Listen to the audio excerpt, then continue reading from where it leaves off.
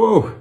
Good afternoon and welcome to another episode of Ask Somebody Else with myself, Kaz from Property by Kazzy, and another hopefully amazing guest that we're going to have on today. Today I'm going to be joined by James and we're going to be talking about prop tech.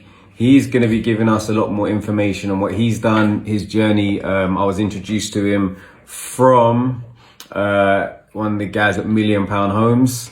So let me send him an invite now. If you've got any friends, family that you think could get value out of this session, feel free to add them in. James, how you doing? I'm alright, Kevin. How you doing? Again, firstly, housekeeping. Apologies for being slightly late today. As I told James in my disclosure, unfortunately, I completely forgot. I didn't forget. I lost track of time because I was on the PlayStation on my Sunday. I actually took time out. I didn't go to what's it called? The Hangout this weekend. I miss Manny Suave's brunch.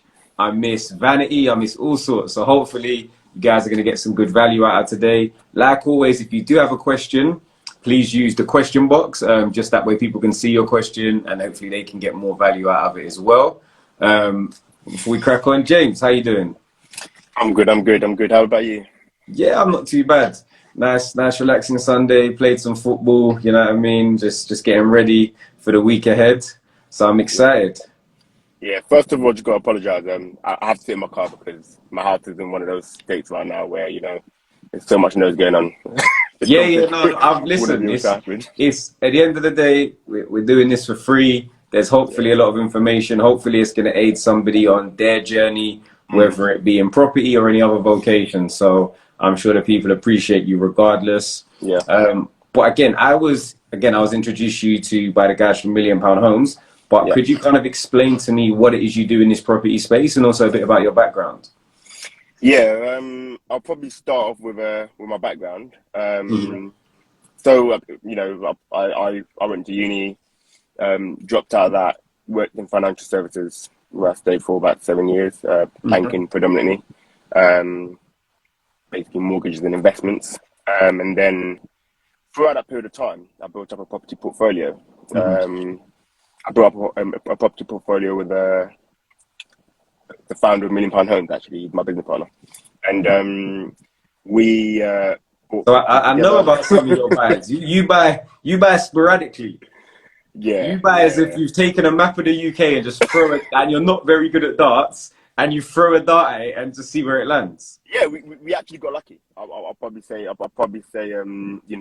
learned a lot. We learned a lot along the journey, but we definitely got lucky in the sense that we haven't made any horrible purchases that have led to any turmoil at all. So yeah, we kind of got lucky in that sense. So your first one was it Hull? Your first one? No, it was in Blackburn. Blackburn, and then we bought another one in Twickenham, and then we bought 6 in Norwich, and that was when we were just like, look, let's just start focusing on other things, because as you start buying loads of property, you start to realize there's actually a much deeper rooted issue in the industry. So before we get to the other things and the issues that you're going to mention, your relationship, so I'm assuming at the time, why did you choose to partner / JV with somebody? Was it just to raise the funds? What was your decision behind partnering with somebody, and how was it actually like having a business relationship with someone that was a friend to start with? So Kofi and I have always been, we've been friends for since 2004, I think, or 2005. And we, at that point in time, we were both trying little things here and there. But it naturally made sense. We're both hungry. We're both, entrepreneurial, both driven. So we're just like, look, let's just start buying some properties. It was nothing to do with, it was not driven by financial decisions. It was mainly 2 heads work better than one. And then that helped us bounce ideas off each other. Because sometimes if you try and do something by yourself, you might move quickly, but if you... Oh, we lost you for a second there, James. Can you hear me, James? I think it might be you. We have lost you for a second, but hopefully we'll get you back shortly. But yeah, in the meantime, whilst we're waiting for James to reconnect, yes, if you do have any questions, I think that's quite an interesting subject. Potentially questions in regards to what it's like to start a business with somebody, maybe things that you would put in place beforehand, um, you know, pros and cons, etc. So if you got, are you back? You're back, James. Sorry, we lost you for a second there. Can you hear me? Yeah, was that the one that was gone? Yeah, you were gone for a second.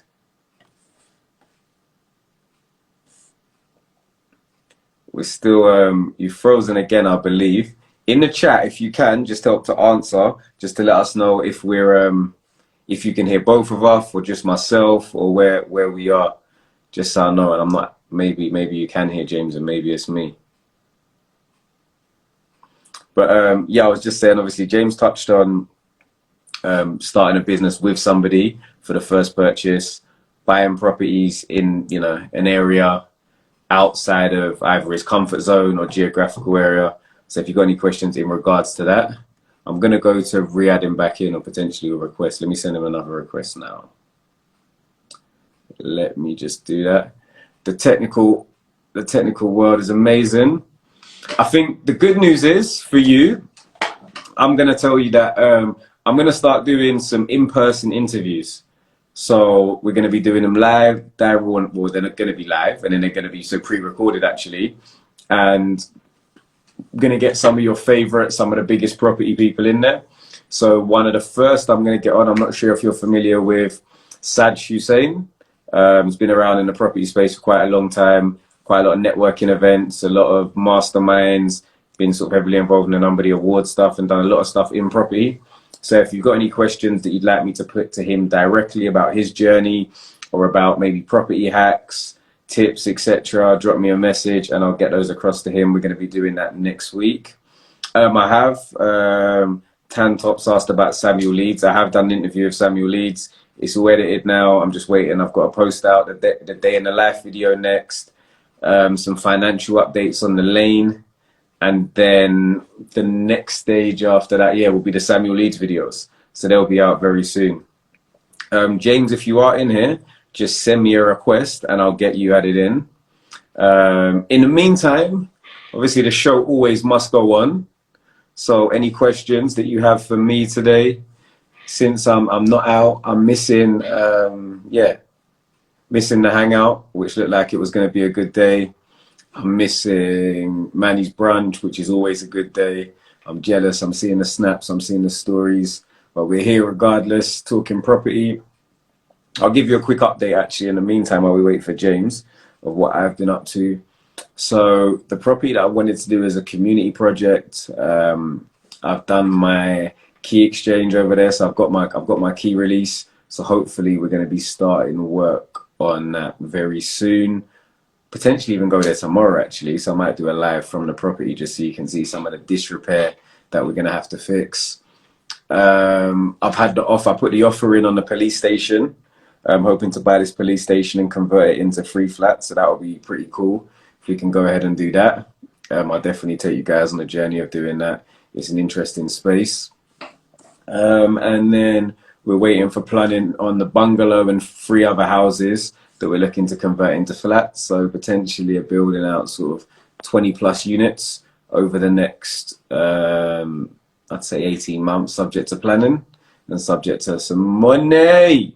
So you got to get that money in. Had some amazing meetings recently, potentially subject to signing the deal. I've raised quite a lot of investor finance, upwards of 7 figures. So that would be great as well if we can get that on board, because I haven't actually raised any private equity outside of in the last 4 or 5 years, to be honest. Which leads me on this natural segue in, because I'm great at this now. CRL Peck has asked, what are your tips on gaining solid investors outside of your circle? So again, I'm just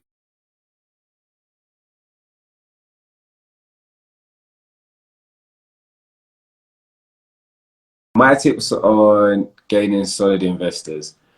I see all sorts of different strategies. Like strategy number one, which I don't necessarily use, is people have really, really good investor decks explaining what they're going to get, why, what have you. But with me, I feel like a lot of the more sophisticated or serious investors kind of know exactly what they want. So you telling them what you offer, they might give you a counter proposal, and you're just working out if it's going to make sense for both of you. I do think maintaining your personal integrity. So, obviously your name speaks volumes. If you've done somebody dirty in the past, you're going to find it a lot harder to gain investors. Or if you haven't been sort of conducted legitimate business, or you haven't you overpromised and underdelivered. Again, in that instance, you're going to struggle to find investors. For me, obviously, I've got a track record of doing solid deals, solid returns. So literally, I'm just like, look, this is what I've done in the past. This is what potentially I'm looking at, and going forward, these are the returns I can offer you. I would say if somebody's going to invest, they're going to invest in you. So you have to make yourself as viable as an investment as possible. So, i.e., do you have any security to offer them? What experience do you have that you can leverage to make sure that you're gonna, conduct the investment efficiently and make sure that they get their returns? And just putting yourself out there. There's some great networking events. My brother Tej has recently started to run one. I think he pitches it as being not sort of stuffy and quiet, open, a bit of banter, a lot of conversation, but there's also money in those rooms. So when you go to those rooms and you explain to people what you're doing, or if you have a deal and you have a good deal, because the thing is, I may say I'm not looking to do any JVs, or I'm not looking to do a project with somebody else. But if you present me a great deal, you're going to change my mind. So I guess sometimes the deal speaks volumes. I know Anthony has said, like, it's not money that you have to start with. You have to start with a good idea or a good proposition. Anthony Laville, I'm talking about now. And when you have a good proposition, the money potentially comes. So I hope that helped in answer to your question. Do I use an architect to help draw out my plans to propose to the councils? Do I do the drawings myself? I 100% every time use an architect, because although I know a lot about planning, the way it's presented, like first impressions count. The way an architect's going to present things, the fact that they're going to tick all of the boxes, like a good architect isn't just going to do your drawings for you either. A good architect is going to make sure that the conditions that the council require have all been met. They're going to make sure that effectively they would almost operate as a planning consultant, in that they would make sure you meet all the requirements with the local councils as well. So I'd always advise using a good architect. Shout out AA Drafting, who are my architect. They're based in Southwest London. Really good team. So if you are interested, they're AA Drafting Solutions on Instagram. Check them out and tell them Kazi sent you. I believe we've got James back now. I'm just trying to accept. Is it? I don't know what's happening. Are we back? Oh, we're back. Sensational. Hello. So The man in prop tech having technical problems. Yeah, you know what? My Virgin Media Wi-Fi has not been the best, and yeah, I was trying to make some stuff work. It didn't work out. So hey, No problem. I tell everyone shut up. So, hey, we're here now. Yeah. Sometimes it has to be done. So before you left, you were talking about buying properties in 3 different locations. You said, sort of it was 2 kettle better than one, kind of multiple people, just, I guess as well, you were both had other vocations that you were following. Yeah. So, it meant that you could do it as a side hustle in your spare time, whereas as an individual, you probably wouldn't have had as much time and maybe couldn't have been as successful. So that's fair enough. And then you were explaining what was the problem you realized, because you said in buying those first 3 properties, you almost identified a problem that you wanted to find a solution for. Yeah. So I would say we faced some running. I mean, I had a property before Kofi and I started buying together, and what became very apparent very quickly was rent arrears, which I'm sure any landlord can relate to. Essentially, you had tenants in there who would not pay rent, and when you investigate or you start digging into what's happened, you then quickly realize if it's either poor referencing or something wasn't checked, or somebody lied about something, and that kind of led to me exploring the prop tech space and bringing open banking and financial services to the property industry. And then for those that are not familiar with the term prop tech, what does that mean? Yeah, so the property industry by definition is quite a manual or archaic industry, shall we say. That's the exact word I was going to use when you're trying to get your title registered from something that's been sold recently and it's sitting at the land registry for 6 months. Yeah, exactly. And recently, over the past, I would say 5-6 years, there's been a massive boom in people building technology to speed up. You know, if you look at property by definition, it's bricks and mortar, it's very tangible. So how do you move that whole industry onto tech platforms run by databases and software and algorithms, essentially? Mm-hmm. So that's what prop tech is. It's just basically technology for the property industry. And I essentially just took my banking experience and brought that, because when you work with mortgages and you're providing mortgages to consumers and providing investment advice, it's safe to say you get a good understanding about how to assess individual finances, and how to do that quickly is done through open banking, and that's how I ended up building a platform that helps the property industry move quickly and then get things done quicker. So to come back to what I do, which was one of the first questions we asked earlier on, Checkboard is a platform that helps you confirm to an estate agent or somebody in the property industry that you can afford to complete the transaction. You're good for the money without giving them your bank statements, or without giving them your passport to identify yourself. And interestingly, Kofi does have some similar experience within £1 million homes of having to validate people who can kind of validate that people can afford a transaction. He's dealing with big amounts, large transactions. If somebody can't complete the transaction or waste your time for 6 or months, you're going to be damaging relationship with your sellers. It's bad news for everyone, basically. So that is how Checkboard helps the industry, essentially. Okay, so then in regards to, I think, why you weren't there, what we were talking about as well, some people were asking about raising like investor finance. So potentially in terms of, pre-qualifying an investor. Yeah. Well, yeah. What, pre-qualifying that investor's got the money to give you the money, or pre-qualifying? I guess more so, because I guess what I'm asking is, let's say, for example, like now we try and, because of data protection, we want to be really careful. Like when we're, I'm uncomfortable giving my card details over the phone, for example. Like I'd much rather you send me a payment link and I make the payment. So then it's through like a system that's automated and you don't have that exposure that your data could get leaked through an individual or through like an unsecure system. So I guess potentially, just I'm thinking sort of about the idea of the process. So somebody effectively being able to, without having to send you bank statements, show that they have the availability to have the funds. So just proof of funds effectively, but an electronic way of doing it. Yeah, so you've actually just given me an idea. So it's really great that, you brought that up. I never considered it in that way, but definitely something to look at. Essentially, yes, what we do is we cloak your bank details and we tell the person what you want them to know. So if you're naturally, if you think about the process of telling somebody that you earn an amount, you have to provide them with your bank statement, so you provide them with payslips, right? To evidence the money comes into your bank on this date and this is the amount. What we do is we go, right, in your bank account, or from your bank account, this is the amount that you earn. We only tell the person from their bank account they earn this much. We're not going to show you the transactions. We're not going to show you anything. It's literally, we just simplify everything and say this is all you need to know. This is how much you earn.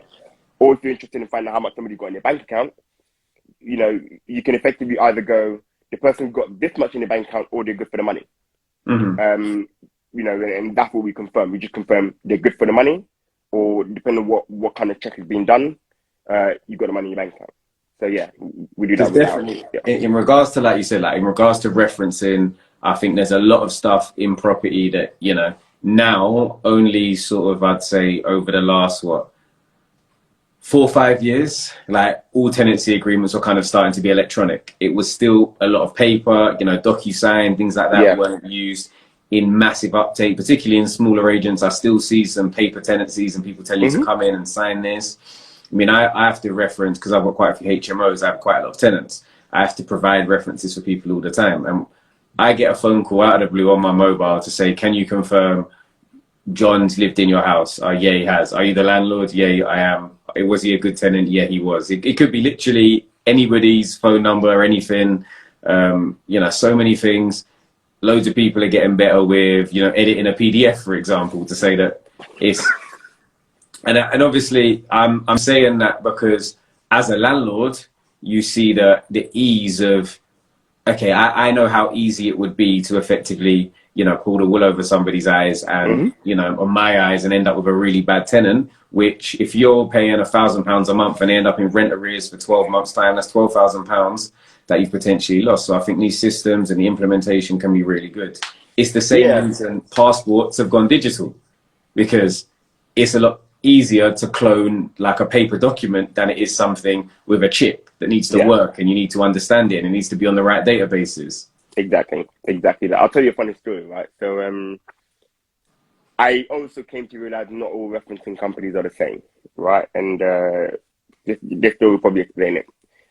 I use a competitor for one of my properties. This was before Checkboard. And what happened was the tenant failed. Well, the tenant moved in a property and didn't pay rent for 6 months in a row, right? Literally straight 6 months no rent. I then got pissed off as you would expect. Contacted the estate agent saying, look, provide me with the reference to confirm that you did the right job here. I looked at the reference and I was like, hey, the person said they earned 70 grand. And guess who they put down as their employer, or the person that confirmed that they earned 60 grand, 70 grand. They put down a mate who's a recruiter. And that passed, the reference checks. And now, at this point in time, the mate that they put under the recruiter is not liable, because I'm not going to go to him and go, hey, you lied here, pay me my rent. Yeah. So it's effectively creating like stop checks that are not as easy, because there's some rubbish referencing companies. Like me, if you're rubbish, and I say you're rubbish, Rent for Sure are rubbish.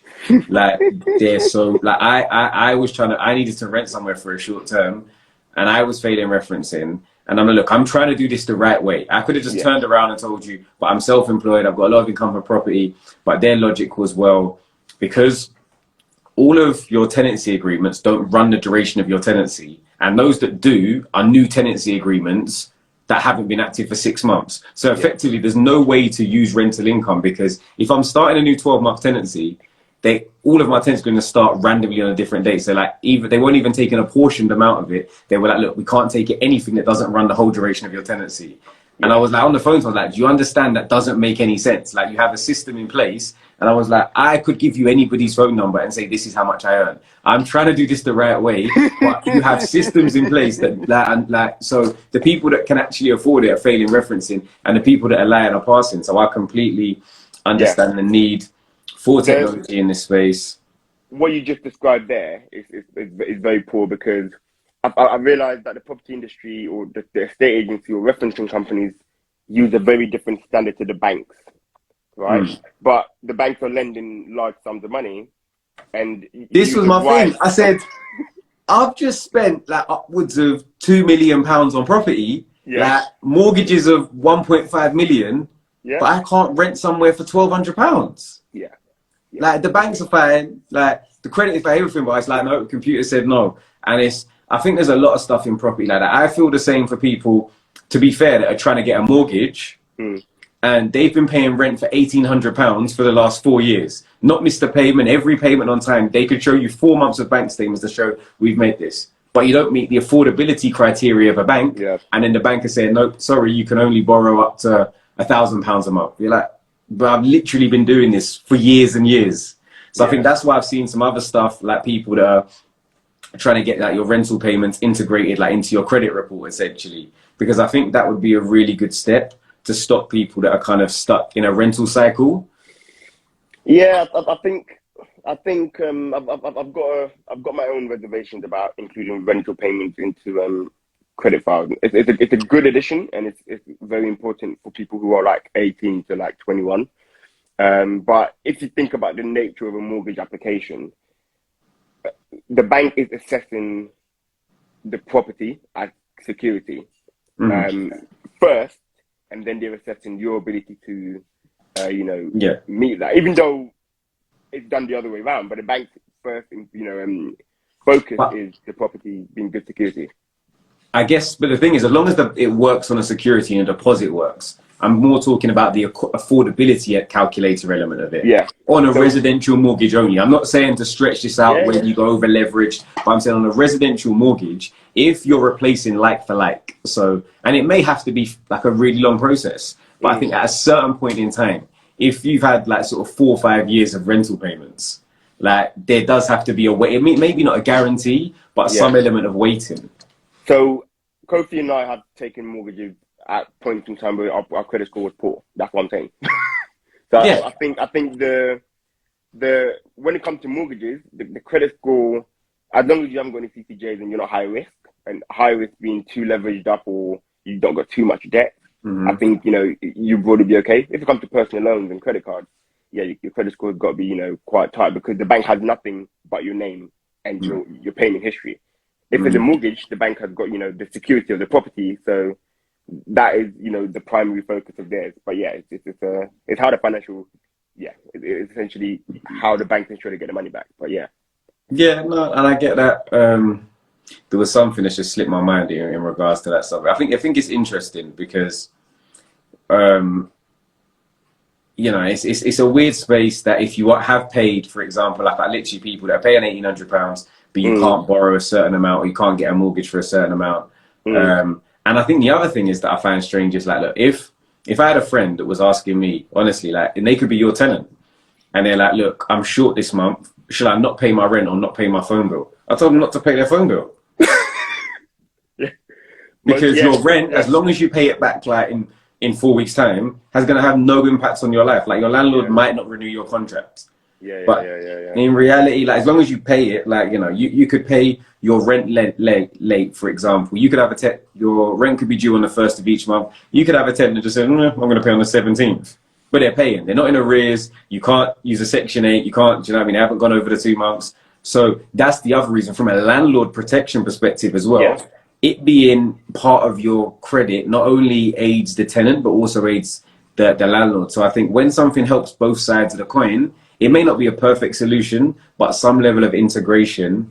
I think it's interesting because we do the rent. We confirm that you've been paying rent in our within Checkboard, but we do it by looking at the dates that you paid your rent, and we actually use algorithm to figure out if you've missed a payment or paid a payment late. So that's another way of kind of checking that without it going to the credit file. But again, I agree with what you're saying, and I think there is definitely a place for it, but we just have to be careful. No, definitely. I mean, this isn't an area of my expertise at all, but it's just I always try and just think, rationally. I think sometimes the simplest solution and is not the easiest, but is a good way, is a good basis to involve it in the conversation at a minimum. So then in regards to prop tech, because from my understanding, at one point in time, so sort of 4 years ago, but I was looking at sort of trying to maybe get, Series A, Series B, trying to get on an accelerator through, my goal effectively at the time was I wanted to do like a co-living brand, but effectively have like technology back. So everything was like through an app. We kind of like, by the time we've got a load of users, they would have benefits. It would be almost like a community or a hive, so to speak, or a hub of users. But it was kind of really based on a lot of tech, outsourcing a lot of the more mundane roles within it. But again, I think it's an interesting space because we were looking at people like our competitors when we were doing our competitor analysis, and we were trying to put together our pitch deck, and we were seeing companies that we've reached sort of £1 million turnover at our peak, and we were seeing companies that had a £50,000 turnover but a great deck, and they were raising 500,000, £1 million, because I think a lot of, once you can get that concept right and people can see the potential, the thing with integrating tech is you go from here to here like potentially in a short space of time if you get it right. But for Yeah. those maybe that are interested in tech and stuff, like I guess like the research and development and the build out is where expenses are. So how have you found financing, and what's your journey been in regards to finance? Okay, so I'm probably a fortunate founder in the sense of I like to tech myself. I don't call myself a coder, but I know how to use stuff like WordPress and Bubble and different solutions to build something, an Mm-hmm. MVP. So how I started Checkboard was I built something, and I started raising, right. Naturally I thought, as you just mentioned, have a great deck. Somebody's going to give you money, right? Yeah, and and you build something because you actually had the product there as well. So yeah, like we were in the process of building, and we had like the business that we yeah, needed to now, because the business that we had to be transitioned into a new business that mm, worked with the product, and but we took like the two together and merged them. But I think obviously because we were almost working backwards, hustling backwards in some way, so you had the business, but it wasn't in a place to raise the money, which is hmm, why we struggled. But obviously because you were in a different space, yeah, you were able to build, and then because really people want to see proof of concept. Does your idea yeah, work? And if we put money into it, where is it going to go? yeah. And that's exactly the point. So I think what I did was I started building and I started raising money straight away. Put together a deck, sent it out to investors. I got a lot of no's. That's one thing that as a founder you have to be prepared for. You're going to hear a lot of no's, and I heard no's for a while. And then I got a co-founder because somebody said you need a co-founder, a technical co-founder to So, essentially been essentially in those conversations, yeah, yeah, yeah. exactly right. So you need a technical co-founder because if somebody's going to give you money, they want to make sure that somebody's looking after the technology, which is, if you look at real estate, that's like the building, that's the foundation of the whole thing. So I got a co-founder. We built an MVP, took it to market. It was a slightly different product to what Chipboard is today. We got a lot of feedback, and we hadn't raised any money at the point in time, right? And bounce back happened. Well, COVID happened, then bounce back loans happened. So I just literally, took as much as I could get. I think I managed to take about 100 grand from different places, and that was my first bit of financing. That was a loan, and then we kind of ramped up our sales force, shall I say, and kept raising. But then obviously we hit a bit of a snag because we realized our initial concept was not right for the market. So we had to make some tweaks and had to, manage my team and let some people go to ensure that the business sustains in the long run. And then we raised funds after landing on something that made sense. Now, when I say something that makes sense, what investors are looking to understand is you've got a platform or product that can be sold, and you have a distribution channel.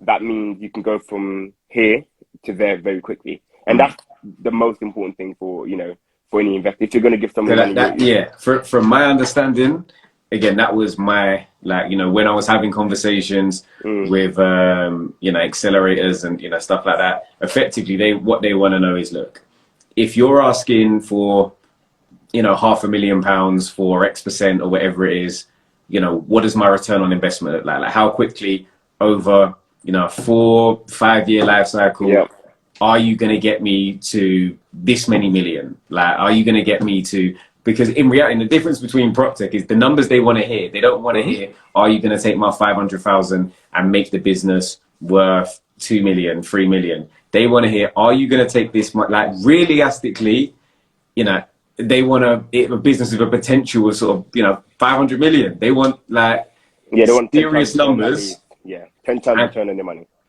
but I at think least. the thing that, and that I think scares a lot of people. But I think the thing, and people think, oh, no one's going to give me that money. But again, we'll have a conversation about this. But I think the people that are investing that money,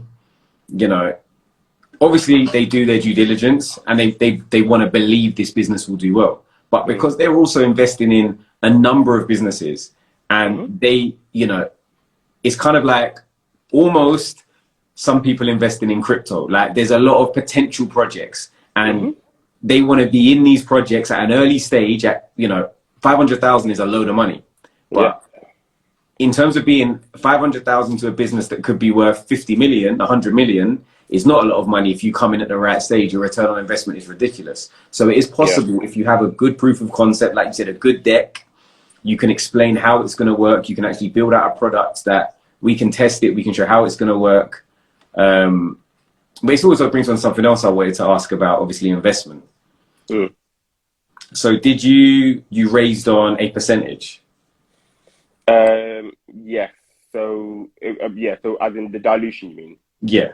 Yeah. So we did a 20% dilution on the fund, and that valued the business at 2 million when we closed. But we also got grant funding as well. One thing that I quickly learned on the journey of raising money is, if you ask somebody who's only got £50,000 to give you £25,000, you're asking that person to give you half of their wealth, right? Mm. So you want to make sure you're approaching the right people. That's Yeah. one of the most important things. Now there's a sweet spot whereby somebody who's got £100,000 might give you £5,000, okay, or probably even £2,000. That's what they're comfortable losing. Somebody that's got 10 million might give you £50,000. A person that's got 100 million or 200 million plus will look at £50,000 as too small a ticket. Yeah. Right? So it's a weird place that you sit at.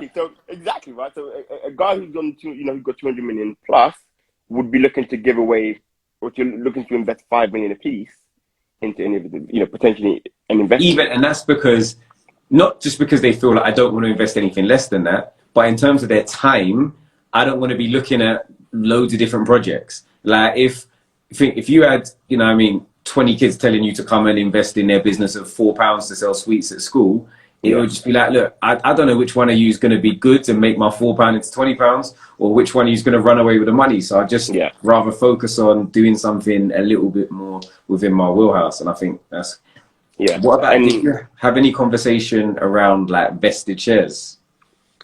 Yes, that is that's where you keep or lose your business, right? I think just to educate people on what vested shares are, let's say I give you money and I invest in your business, right? The first thing I want to make sure is, if you run away with my money, I have a way of getting that money back. So you've got legal clauses in there. Then the other thing that people want to know is, I'm investing in you because I believe in you, and I believe you're going to take your business where it's going to go. So if I give you the money and tomorrow you decide you don't want to do this anymore, my money has to still be able to work. So what I would do in that situation is take you off the business and bring somebody else in. Mm-hmm. If I do not put your shares on a vested schedule, and a vested schedule basically means you have a certain amount of time before your shares that you already own are yours, right? It means if you were to leave today, that's it. Yeah. Or if you were to fail performance. Like, for example, when you're talking about vested shares, let's say, for example, you've taken a managing director role within your business. As a managing director, number one, you need to be fit for purpose. You need to be able to do the role. And number two, you need to perform to a certain level. So with vested shares, effectively, yes, you might own your 80% of the business. However, you can't sell those shares. You can't, a lot of the time, do stuff with those shares. You can't leave the business until you've got that business to potentially a point in which you've agreed within the investment, terms that you have with your new shareholders. And I think that's an area that either people don't understand, like either the investor doesn't understand sometimes and loses money, or the actual the client doesn't understand and ends up having their business taken away from them in effect. Yeah, and the craziest thing is, every time you receive investment, every new investor attempts to get you to vest shares again. So you might get $500,000 today, you get 2 million later on, you get 10 million. Every single time they will say, I want you to vest. So that's how sometimes people end up potentially vesting the shares in their business on an ongoing basis, and constantly living in I wouldn't say you're living in fear, because you don't really live in fear. It's a weird conversation, because then now you set up this business, but you're thinking, do you know what? Let me not take the CEO role. Let me take the CFO role, because the CFO role is less likely to get the chop. Well, that's the thing, but somebody got to be CEO, right? And I think the CEO commands the highest compensation, because they run the risk of losing the most.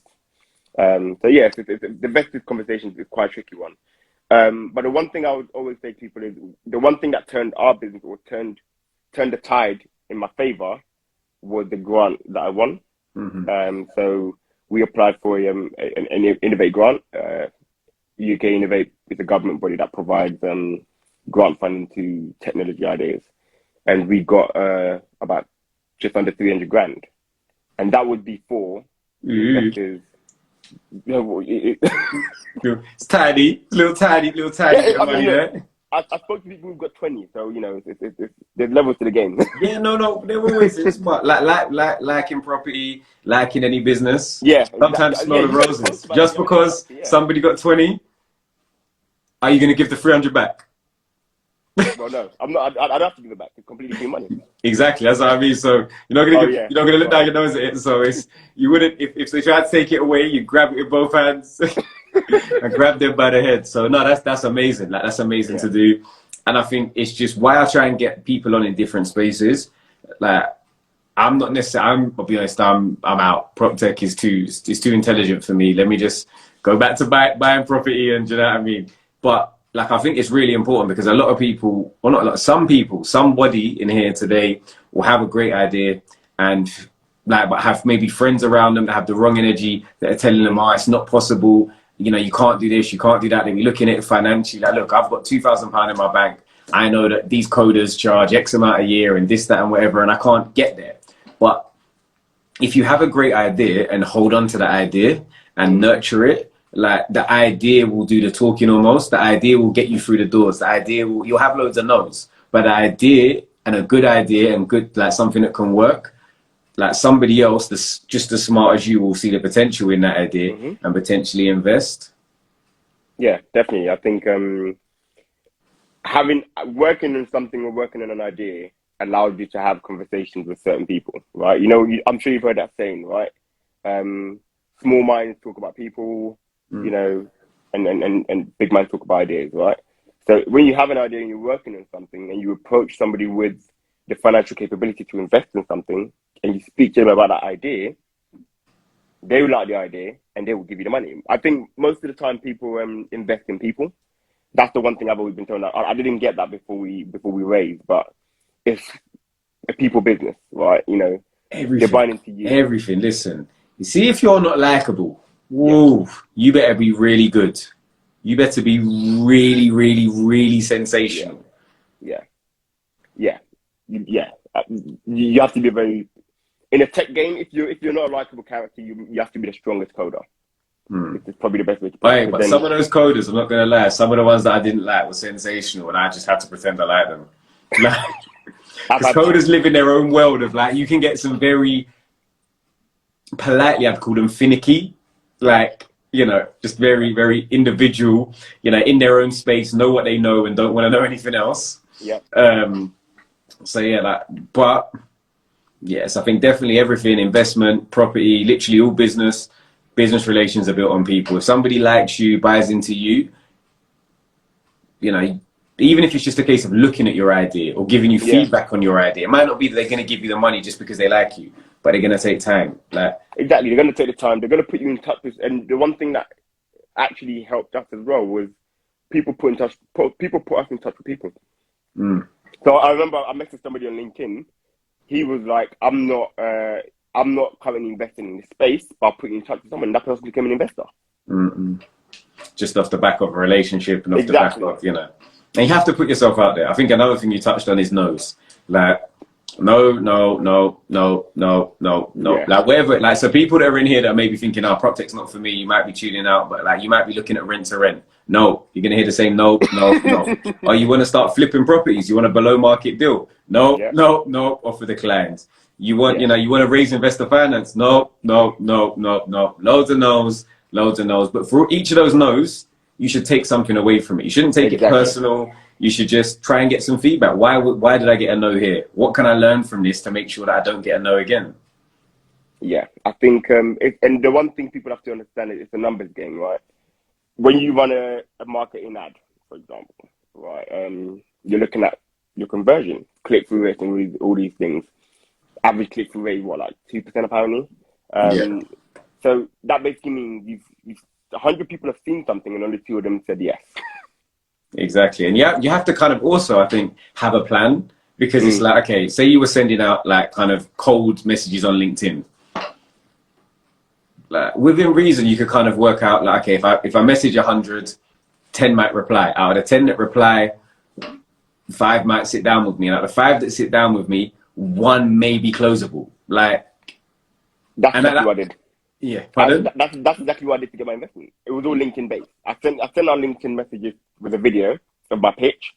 I sent that to about 2,000 people. Yeah. And 2,000 people, and 4 of them became investors. Mm-hmm. And that's literally it. It's a numbers game. Like, I think I've said this for maybe the last 4 like lives I've done, so I'm not going to say it again. But like, I'm going to say it today for the last time. And that's that fortune favors the proactive. Like, if you're out there doing, you quote unquote be the one that gets lucky. But you didn't get lucky. You put yourself in a position to get lucky. Like, and that's the difference. Like, I'm not gonna get lucky sitting on my PlayStation. I'm not gonna find a new deal. It's just you're not in the space. But like, when you're out there and you're having conversations, and whether you're networking, whether you're like direct sort of pitching to people, you're a lot more likely to get that investment. Funny enough, I was at the Black Business Show yesterday. Yeah, and I was having a conversation with, I think they're called Black Box. They're another company that help black businesses get investment for their businesses. It doesn't have to be prop tech, but they were talking about, is there a disproportionate kind of representation when it comes to investment in black businesses? And I wanted to know, as a black founder / co-founder, how you found it, and if you thought, there was any I don't know if you'd call it institutional or direct racism that you felt in terms of pitching yourself.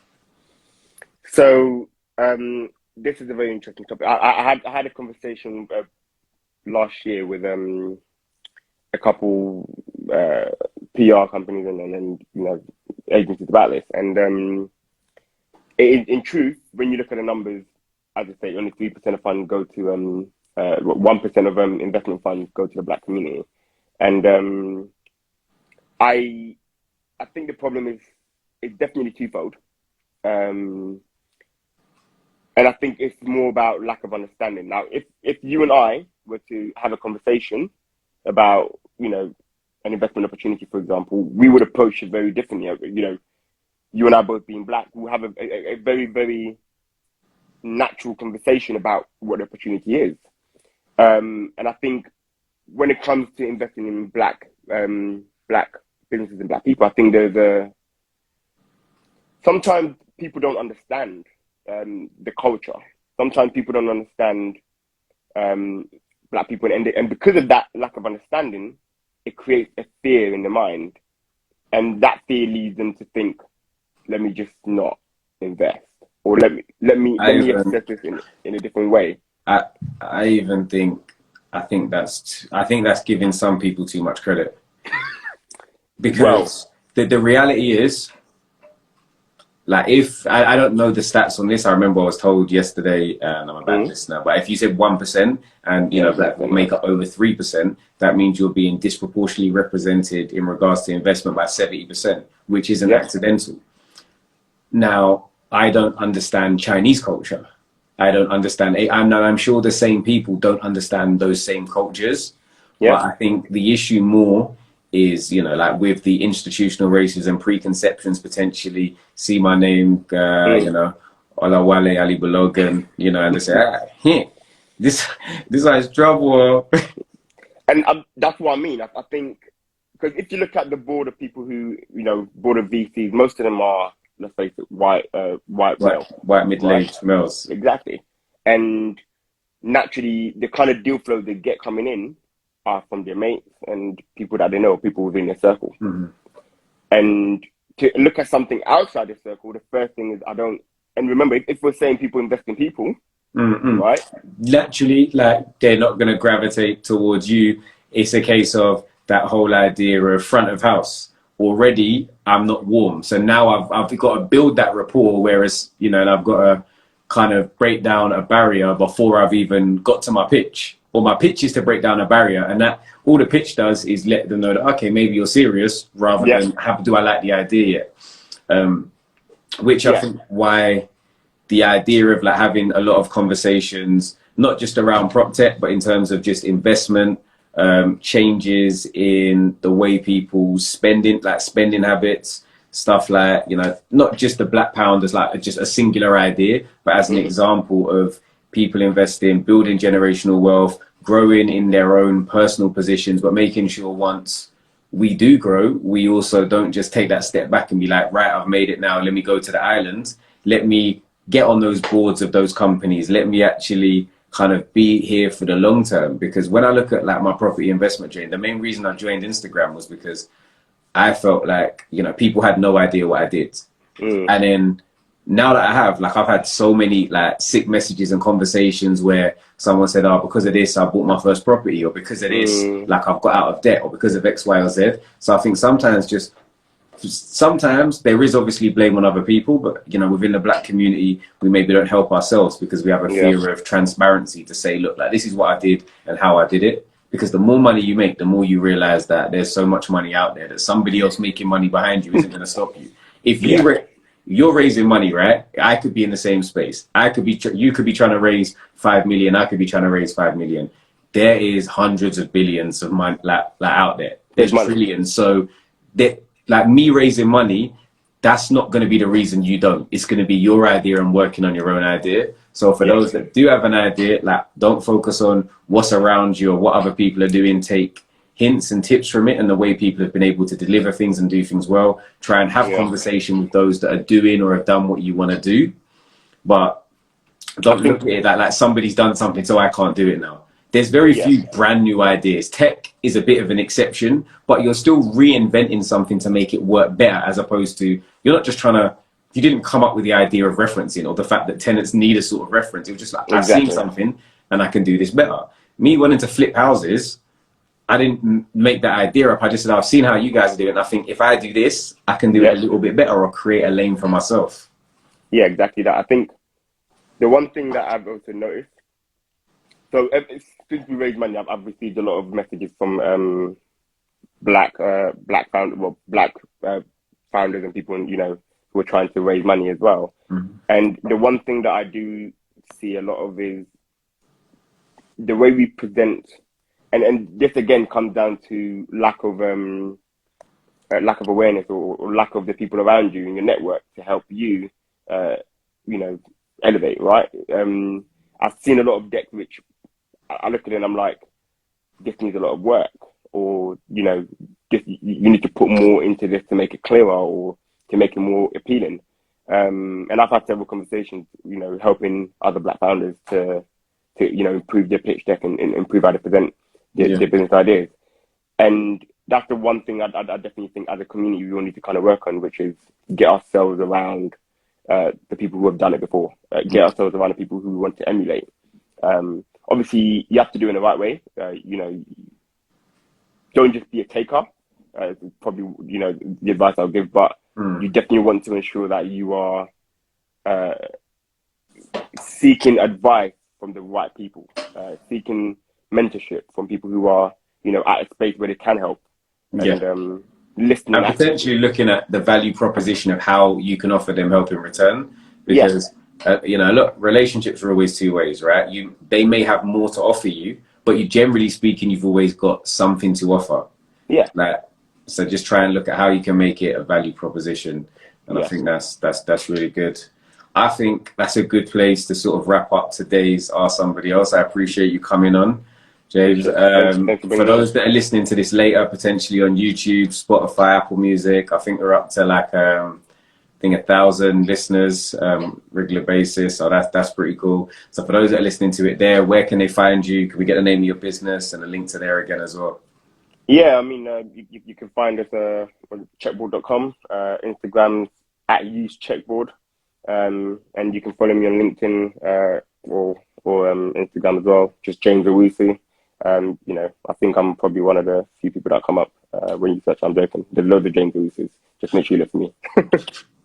Yeah, no, that's been good. I appreciate having you on. I think it's really good. I think that will hopefully inspire a lot of people. Just the Mm. idea of being able to raise literally hundreds of thousands, some of it with no repayment terms. I think if people wanted to know more about how you did that, definitely I'd say to reach out, network Yeah. with James on LinkedIn, Instagram, give him a follow. Like, he's doing some amazing things in the space. There'll probably be some investors in here. There might be some people in property that want to know how they can integrate the software and the technology into their Mm. existing businesses, because really technology is a lot of the time is a way to stay ahead of the curve. So we appreciate you coming on today, Thank you very and much for we'll having me. catch you again next week. I'll be on time, I promise. Sunday 6 p.m. Ask somebody else, a different property expert each and every week. Enjoy it. I'm out. See ya.